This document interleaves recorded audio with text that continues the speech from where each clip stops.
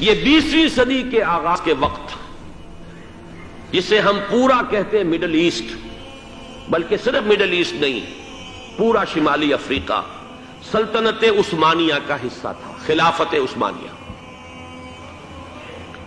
Libya, الجزائر، مصر، پورا حجاز، یمن، پورا عراق، شام، اور یہ شام ہی کے حصے ہیں در حقیقت، اردن اور لبنان، یہ سب یہ شام عرب، عراق عرب، یہ پورا علاقہ خلافت عثمانیہ یہ اس کا حصہ تھا۔ پہلی جنگ عظیم میں انگریزوں نے عربوں کو بغاوت پر آمادہ کیا، غداری پر آمادہ کیا، انہوں نے خلافت عثمانیہ کے خلاف بغاوت کی، بیج بوئے ان کے دلوں کے اندر نفرت کے، ابھارا انہیں کہ تم ترکوں کے غلام کیوں ہو، تمہیں خود حاکم ہونا چاہیے، تم کھڑے ہو جاؤ، ہم مدد کریں گے، تم بغاوت کرو، تم ان ترکوں کے خلاف ہماری مدد کرو، ہم تمہیں آزاد کر دیں گے، تم اپنے پاؤں پر خود کھڑے ہو جانا۔ یہ بہت ہی ہمارے لیے دردناک المیہ ہے اس پہلی جنگ عظیم کا۔ کرنل لارنس جیسا شخص برطانوی استعمار اور اس کے نتیجے میں عربوں نے بغاوت کی، اور اس قدر دردناک بات آپ کو بتا رہا ہوں، میں پہلی مرتبہ جب سن 62 میں حج کے لیے گیا مدینہ منورہ میں، ابھی وہ ریل کے انجن کھڑے ہوئے تھے۔ یہ ترکی کے زمانے میں، سلطنت عثمانیہ کے زمانے میں بغداد سے مدینے تک ریلوے لائن تھی۔ یہ پورا ایک عالم سلطنت عثمانیہ، صرف سلطنت نہیں، خلافت عثمانیہ، پوری ٹرینیں جو ہے ترکوں کی اڑائی گئی، ہزاروں ترکوں کو شہید کیا گیا، یہاں تک کہ صحن حرم میں شہید کیے گئے سینکڑوں ترک۔ یہ جرم تھوڑے نہیں ہے، معمولی نہیں۔ آج جس کی سزا مل رہی ہے، معلوم ہونا چاہیے کہ وہ جرائم کون کون سے تھے۔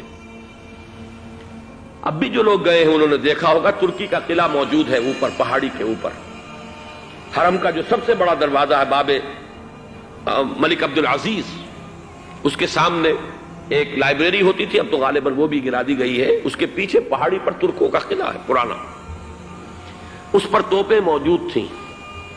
جب بغاوت ہوئی ہے، جو حرم میں آئے ہوئے تھے ترک فوجی، ظاہر بات ہے نہتے، وہ تو نماز پڑھنے آئے ہوئے تھے، ان کو وہاں ذبح کیا گیا ہے، اور ترکوں نے اپنی توپیں استعمال نہیں کی کہ کہیں بیت اللہ کو کوئی اذن نہ پہنچ جائے۔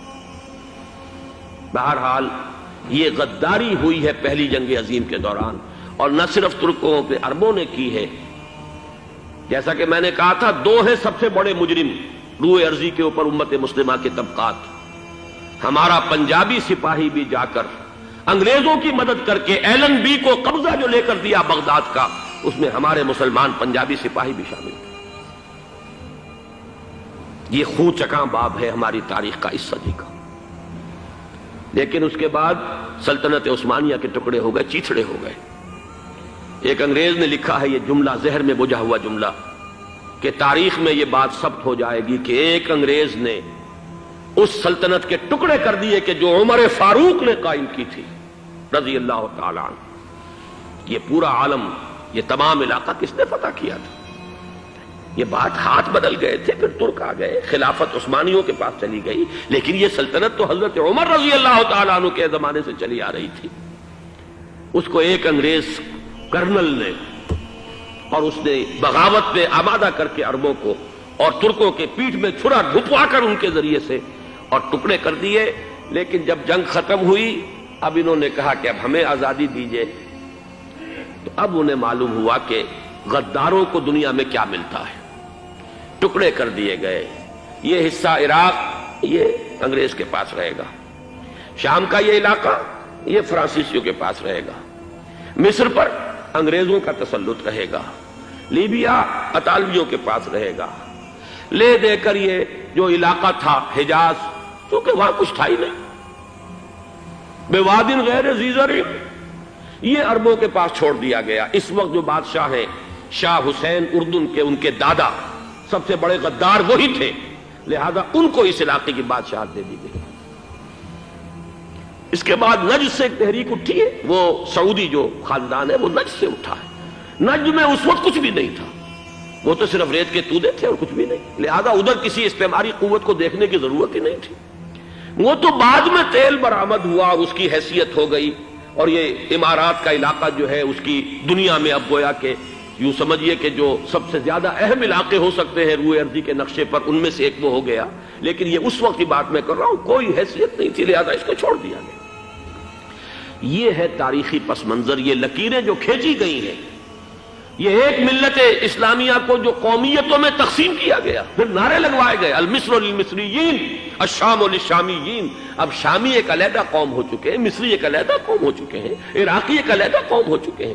یہ ساری تقسیمیں استعمار کی پیدا کرنا ہے، اس کا کوئی تعلق اسلام کے ساتھ نہیں. اب ضرورت تو اس بات کی تھی کہ استعمار کے پنجے جب یہاں سے کچھ ہٹے. دوسری جنگ عظیم کے بعد ایک دور آیا، امریکہ ابھرا ہے دنیا کی عالمی سطح پر سیاست میں. اس کے ہاں کچھ آزادی کے تصورات تھے، اس نے بھی سپورٹ کیا. برطانیہ کمزور ہو چکا تھا، وہ اتنے بڑے علاقے کو ہولڈ نہیں کر سکتا تھا. ہندوستان بھی آزاد ہوا، پھر یہ کہ اور دوسرے علاقوں سے بھی اس کو پسپائی اختیار کرنی پڑی.